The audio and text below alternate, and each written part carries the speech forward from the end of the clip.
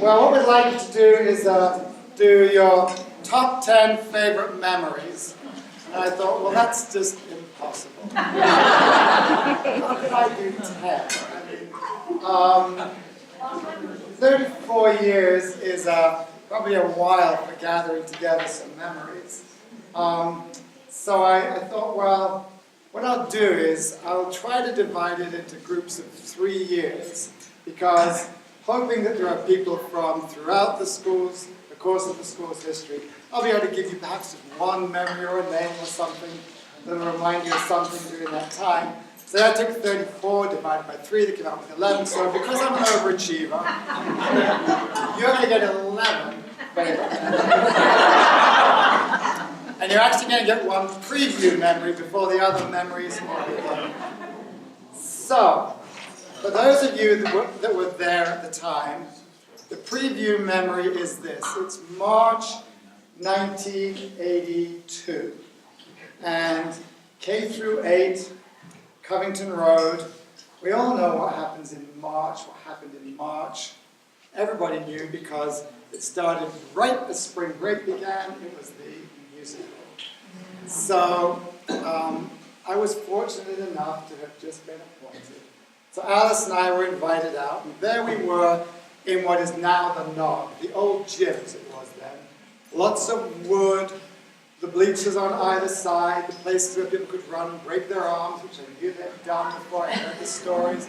And we went into this packed, sweltering, small gym, and it was going to be the Music Man. And I couldn't remember the various people who were starring in the Music Man. And I was introduced, and Alice was introduced. I wasn't quite 30 years old, but I pretended to be 30 years old, which I wish I still could. So the preview memory was sort of before it all began. And it was a wonderful way to get to see the spirit of the school community, because there they all were, packed into this small gym, just jubilant about these things that their children were putting on the stage. And the talents of the kids was really pretty good too, and I was impressed. So that was 1982. So the first 3 years is going to be 1982 to 1985. And for each of the 3 years, I'm going to break it down to things we did, and just give you some things we did. And they can be somewhat dry at times. And then I'm going to tell you a favorite memory from that. And frequently, but not always, that favorite memory is going to involve a person. Because this is a school that's been about people. It's been about characters. It's about the community that's made by all the wonderful people that have supported Canterbury over the years. So I'm going to try to give you a name or two as we run through these. So 1982 to 1985, the big thing that we did in those 3 years, of course, is we started a high school. I met first Bill Cass, my first board chair, who was only going to be board chair for one meeting. He decided he really didn't want to spend much time with me. So Jan Laffers then succeeded, and we had this plan early on. That came to my attention in October, start a high school. So we had those 3 committees that would work. One was working on curriculum and admissions, getting kids into the school, designing a program. Another one that was going to be working on actually getting a building built. And the third one was the fundraising crew. And they were out there fundraising. So the decision was made. I remember Jan calling me. I was out at an NAS conference in California. Jan calls and says, well, it's February now, the decision's made, we're going ahead with it. I think, gosh. And I spent that summer out at our farmhouse, which some of you may remember, waking up, sweating in the night, saying, what have I done to all these nice people?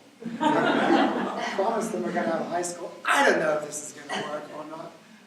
So, of course, we started the high school in those 3 years. My favorite memory, though, is in a different vein. And I want you, those of you that were there then, to conjure up this image, Sylvia Hanselman. Sylvia Hanselman coming in every morning at school with those huge book bags that she had, which really represented the heaps of creativity that Sylvia had the night before that was going to be part of her school day that next day. She was an extraordinary person. She was a wonderful kindergarten teacher, for those of you who are here in the first kindergarten class. She was a wonderful director of lower school, super admissions person. She was a great colleague. She was a great friend. We still get Christmas cards now, and it's all the grandchildren, great-grandchildren, great-great-great-great-great-grandchildren, you know. wonderful person. So I hope that some of you can conjure that memory of Sylvia and all that she brought. 1985 to 1988, things we did. What did we do then? We built a high school, so we moved it. We moved it over here. Purchased this property, the Banbury property, Old Palomino Pony Estate. Bought it with the Fort Wayne Country Club. We co-bought it. We bought them out of their half. We promised them green space. We went ahead and built this building here. So our first graduates, of course, graduated in 1987 from that building. Favorite memory then is of the first graduating class, 1987, June 1987. All the traditions that came with it. We started the bagpipers, some of the speeches, some of the programs, exactly the same. But my memory from that is Dan Paflis. Dan Paflis, our first graduation speaker. I've still got his graduation speech downstairs in a big file. It's still a wonderful source of wisdom. So my memory from those years is going to be Dan Paflis addressing the graduating class of 1987, our first graduates. 1988 to 1990, I went on a little fishing trip to Michigan, so I wasn't around for those 2 years. And after my little fishing trip was over, in 1990, I came back, and the school was great, alive and well, but we had some things to do.